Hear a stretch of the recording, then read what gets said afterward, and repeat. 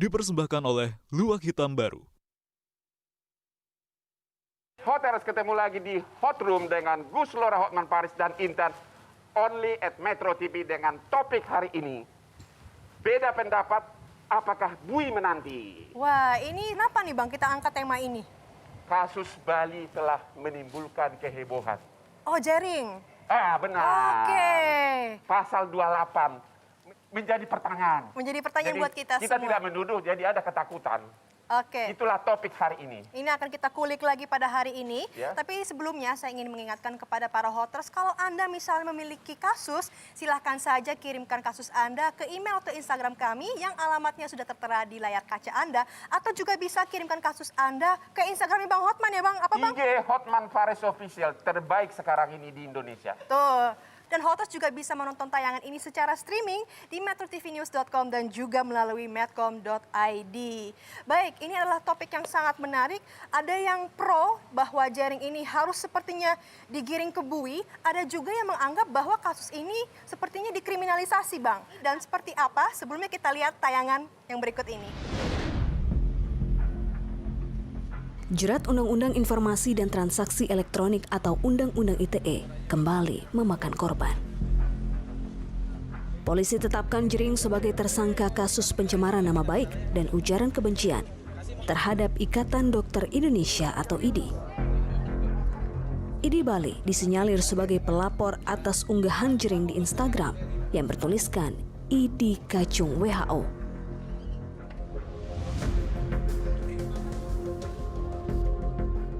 Penggunaan pasal 28 ayat 2 Undang-Undang ITE membuat Jering harus mendekam di dalam jeruji tahanan. Penetapan tersangka dan langsung diikuti penahanan terhadap Jering memunculkan kontroversi.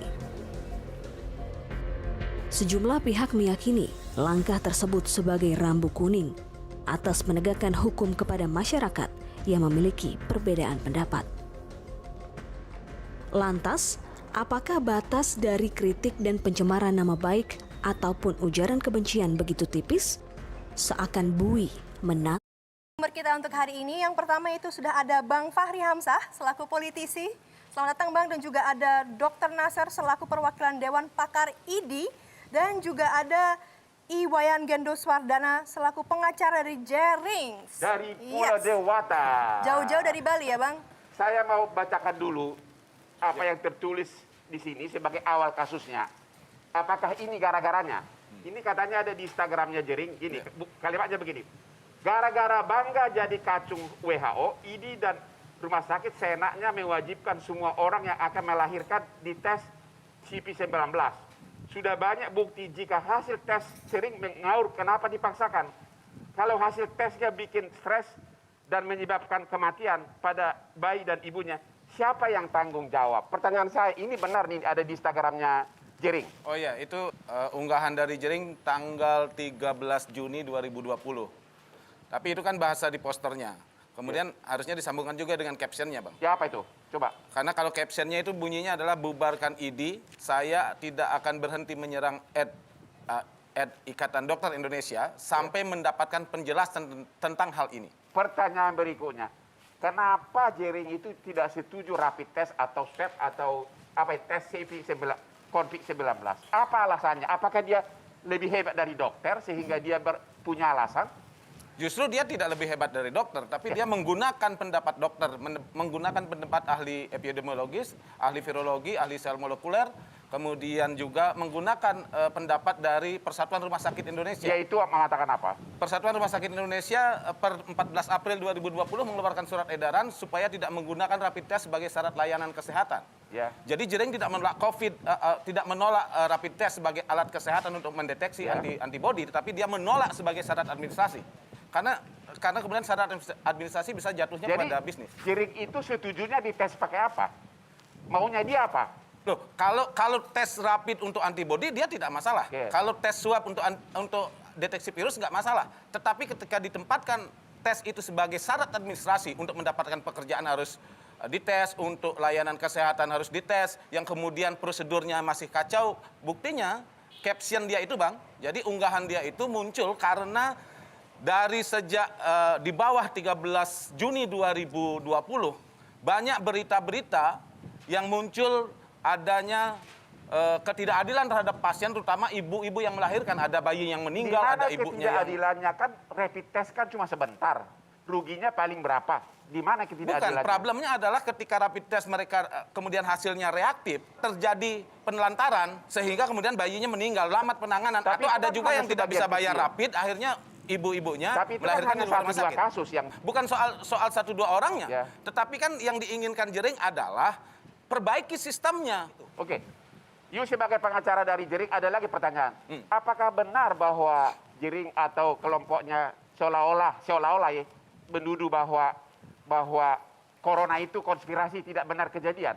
Apa itu benar? Oh, itu salah, itu salah? berita pelintiran. Oh, tidak. Jering itu sedari awal, karena saya selain pengacara juga teman baiknya, teman tukar pikiran, sedari awal dia percaya COVID itu ada. Oke. Jadi COVID itu itulah. ada, hanya saja dia ingin begini. Ya.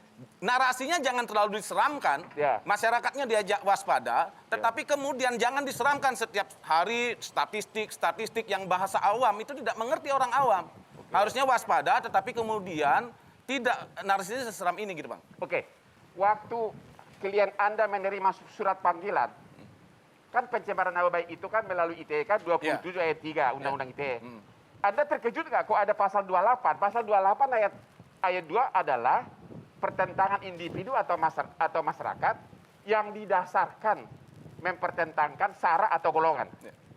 Itu terkejut nggak menerima surat panggilan polisi ternyata ada pasal 28? Gimana itu? Bukan hanya terkejut, terheran-heran, Hah? dan lucu. Satu unggahan yang dibaca komprehensif dia adalah kritik berdasarkan situasi yang kemudian seseorang itu justru berharap pada power dari ID sebagai organisasi profesi kedokteran satu-satunya di Indonesia yang jauh dari kualifikasi SARA, kemudian dikenakan pasal 28 ayat 2. Kalaupun itu dianggap benar, Ya. Anda menganggap kalau ini ya, pasal Ya, berapa yang ya. harusnya kena? Ya kalau kemudian domainnya adalah pencemaran nama baik, maka dia akan, kalau IT tentu saja pasal 27 ayat 3. Yang ancaman hukumnya 4 tahun, 4 tahun dan tidak bisa ditahan. menahan. Dan menjadi aneh, kemudian dugaannya memang dipasang pasal 28 dan ini tren betul sebetulnya. Jadi Untuk bisa menahan saja. apa suku, agama, ras, dan golongan. Antar golongan. Di sini kan diterapkan berarti golongan. Ya. Memang menurut putusan Mahkamah Konstitusi golongan itu diperluas. Diperluas Ya, lagi. Golongan. Tapi kan di sini kan ini tidak dipertentangkan dengan golongan lain. Yang dipertentangkan golongan mana? Nggak ada. Nggak ada. Malah memang kalau dibaca letter luck ID kacung WHO itu kan memang satu kesatuan. Ya. Karena ID memang menjalankan rekomendasi WHO. Kecuali kemudian itu akan membuat ID merasa tercemar kalau ID mengasosiasikan WHO itu buruk gitu. Pertanyaannya emang WHO itu buruk buat ID? Kita juga sudah kehadiran perwakilan dari ID nih Bang. Ah, Jadi ini mungkin ID. baiknya ditanya langsung aja. Apakah Pak Nasser. menduga juga nih? Setuju nggak Bapak karena gara-gara ini disebutkan kacung WHO itu pencemaran nama baik atau penyebaran rasa kebencian mengadu domba antar golongan? Saya akan jawab pertanyaan ini. Ini pertanyaan strategis. Tapi sebelumnya perkenankan saya menyampaikan dua hal. Yang pertama apa yang disampaikan, pandangan, pendapat tentang rapid test atau tentang tata laksana COVID ini oleh siapapun juga warga negara itu sebetulnya dijamin undang-undang. Yang tidak benar itu ketika bicara mengenai rapid kemudian menghujat, membubarkan ID kacung dan sebagainya. Itu kan tidak ada hubungan dengan Menurut rapid Bapak test. itu salah? Salah besar. Salah, oke. Itu tidak benar. Salah, oke. Itu pertama. Ya.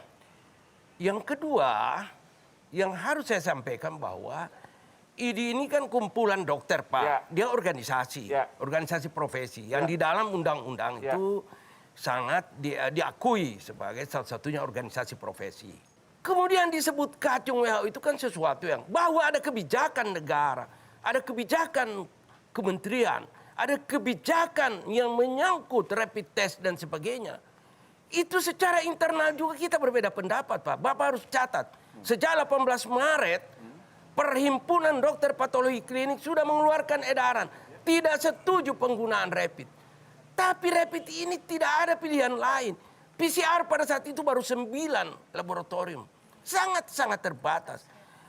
Ya, karena tidak ada apa-apa dipakailah rapid ini. Walaupun kita sadar bahwa ini tidak mengungkap diagnostik COVID. Itu pertama. Yang kedua, ID ini Pak Tidak ada maksud sama sekali membuat orang sengsoro. Ini juga dalam kapasitas tidak ingin seseorang itu ditahan atau diperlakukan dengan upaya paksa yang berlebihan. Sama sekali tidak, Pak. Mungkin ID itu hanya menginginkan ada efek jerah, ada edukasi, ada sesuatu yang bisa membuat kita yang sedang sibuk dengan corona ini jangan lagi ada letupan-letupan. Tidak, saya udah kerja keras, lu tuduh gua kacung gitu kan? Iya, kurang lebih seperti itu. Itu aja yang sebetulnya, Itu Pak. dulu. Jadi kalau benar, kalau ini ya benar bahwa ucapan kacung itu adalah salah, ya salah. Menurut Bapak itu sebatas pencemaran nama baik, pasal 27 ayat 3 Undang-Undang ITE, Ya. atau mempertentangkan individu Ya. masyarakat berdasarkan sara atau golongan. Pasal 27 ayat 3. Jadi Anda tidak setuju Pasal 28? tidak, sama penggunaan pasal 28 ayat 2 di sini, Pak. Ya. Menurut saya berlebihan. Sangat-sangat berlebihan. Sebetulnya saya berharap dalam hati. Saya berharap, Pak, dilakukan mediasi. Bapak kan Dewan Pakar ID. Iya, iya. Kenapa Bapak tidak telepon ID Bali? melapor ya? Misalnya cabut dulu deh. Atau rubah dulu laporannya. Saya sudah panggilan pertama, dia udah terima, udah langsung pasal 28, junto-junto memang. Iya. Bapak ada komunikasi nggak dengan ID Bali? Komunikasi itu ada, Pak. Komunikasi itu pasti ada. Sebagai sebuah organisasi, pasti ada komunikasinya. Tapi komunikasi ke substansi ini, saya terlambat tahu. Saya terlambat. Sekarang belum terlambat, masih bisa. Oh iya. Pelapor itu berhak mencabut. Betul, Ada Pak, koordinasi ya, Bang, ya? Pak Hotman. Kita saat ini sedang berada pada tahap konsolidasi. Saya kan tidak tahu harus ke sini, Pak, baru ditelepon. Tapi kita sedang berada dalam tahap konsolidasi. Karena kita tidak enak juga, Pak. Kami tidak senang juga, Pak. Di dalam media sosial itu kan ID diserang juga. Seolah-olah perkara kecil dipersoalkan. Nah, ya kan faktanya begitu. Iya, tapi kan ID ini kan terdiri dari profesornya banyak, Makanya, dokternya kan, banyak. itu yang saya Tapi tanya. pilihannya tidak demokratis. Kenapa mesti ID Bali yang bereaksi? Kalau dianggap itu persoalan institusi ID, harusnya ID pusat yang bereaksi. Atau sudah ada restu dari ID pusat? tidak, Oh tidak ada? tidak ada. Oh. Oke Bang, Ya. ini sepertinya ada perdebatan lagi ya. Apakah ini ID Balinya aja yang baper kok, yang pusat diam-diam aja gitu kan. Nah, oleh karena itu pemirsa jangan kemana-mana, tetap bersama kami di Hot Room.